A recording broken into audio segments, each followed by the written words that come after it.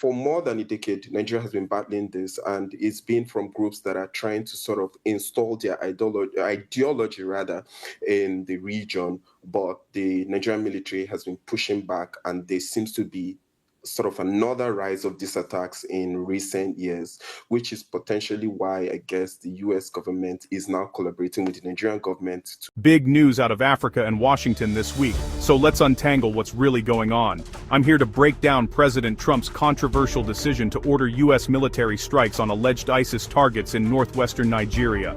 This isn't just another headline, this is a story that's rattling the halls of power from Abuja to DC. So, what actually happened? United States forces have launched missile strikes against the Islamic State group in northwest Nigeria. US Africa Command said they were carried out in coordination with the Nigerian authorities and killed what it called multiple IS terrorists in Sokoto State.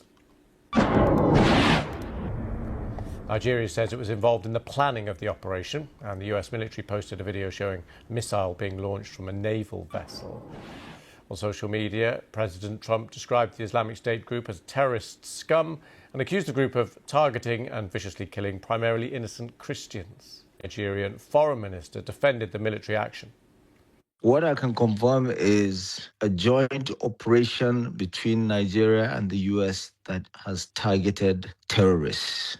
It has nothing to do with a particular religion. It is, as far as we're concerned, targeting terrorists that have been attacking Nigerians, period. So it has nothing to do with one religion or another. And nor does it have anything to do with Christmas. It could be any other day. It is to do with attacking terrorists that have been killing Nigerians.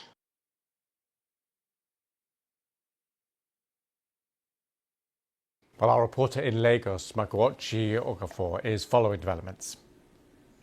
The US has confirmed, even the Nigerian government has confirmed a joint attack in the northwest part of Nigeria, specifically Sokoto State.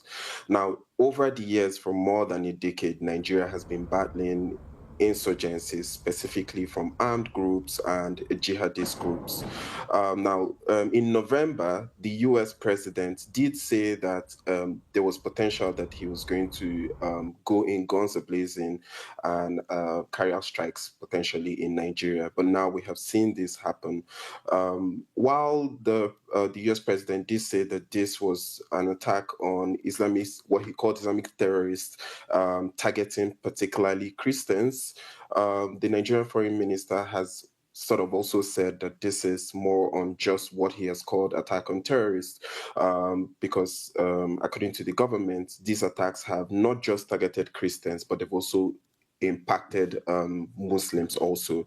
Sokoto, where this happened, is a state seen to have more Muslim majority. In fact, the Nigerian Sultan, that's sort of the spiritual head of Muslims in the country, resides there, and that's where that's sort of the background of what has happened. But many people see this, some people from conversations we're seeing see this as a welcomed partnerships, as Nigeria has really been trying to clamp down on insurgency for years now. Yeah, just talk us through a little bit more of that background, I suppose some of the history that's led up to this. Well, for more than 10 years, we have seen groups, jihadist groups like Boko Haram, Islamic State, West Africa Province, popularly known as ISWAP, and other groups that have been cropping up, launching attacks on people in schools, in churches, in mosques. In fact, just a couple of days ago, there was what was said to be a suicide bomb attack in a mosque.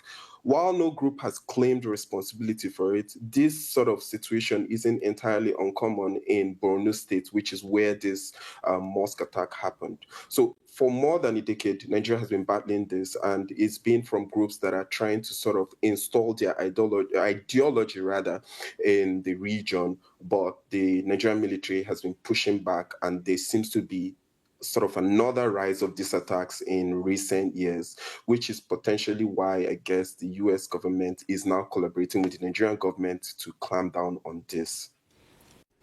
Thanks to Makochi for that. According to the Pentagon, U.S. forces, acting on Trump's orders, launched airstrikes on December 25th and 26th against what they described as Islamic State militants deep in the forests of Sokoto State. These weren't solo cowboy moves either. Nigerian President Tinubu gave the green light after direct talks with top U.S. officials, and both sides are saying, hey, this is a joint operation. Now, Trump has been talking tough about this for months. Back in October, he warned ISIS-linked groups to stop the slaughter of Christians in Nigeria, framing it as an existential threat to religious freedom. Fast forward to Christmas, and he's calling these strikes a Christmas present for terrorists on Truth Social, promising that the U.S. won't let radical terror groups prosper. The message is loud and clear. If you target religious minorities, you'll face consequences.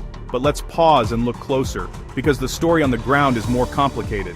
The Pentagon says they hit ISIS camps, but locals in places like Jabo village are scratching their heads. No history of ISIS there, no signs of religious conflict, and most victims of violence in the region are actually Muslims. Even the Bishop of Sokoto says Christian persecution isn't the real issue here. There's debate over whether this was truly about ISIS or if U.S. intelligence got it wrong. What about the bigger picture? These are the first known U.S. strikes in Nigeria under Trump, and they ramp up America's role in West Africa's messy fight with extremist groups. It's a bold move. Supporters say it's decisive leadership, while critics warn it could drag the U.S. deeper into complex regional conflicts. And there are questions about how these strikes fit into America's long-term relationship with Nigeria, and even Africa as a whole. So where does this all leave us? The U.S. just took direct military action in Nigeria, saying it's about protecting the innocent from terror. Nigerian officials say they're open to more cooperation, if needed. But as the dust settles, everyone's watching for what comes next, militarily, politically, and on the ground for ordinary people. This story is still unfolding, and trust me, it's one to watch. If you want more clear-eyed, no-spin breakdowns on global power moves like this, hit that subscribe button and keep your eyes on the headlines. I'll be back with more as this situation develops.